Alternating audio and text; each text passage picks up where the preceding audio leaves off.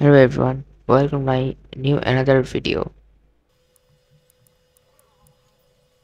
For this you need a code which is already mentioned in the description box. You must save the code by this name.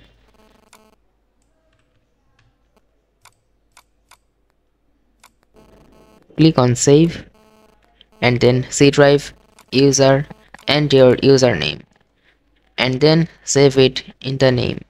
This name also mentioned in the description box. Then select all file and save it. Then press Windows plus R for open CMD. Then type the name of this coding file. Then press enter.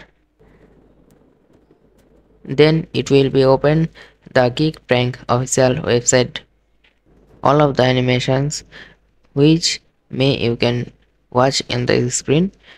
It all will be opened after pressing 1, 2, 3, 4, 5, 6, 7, 8 and 9. Simply press the space key.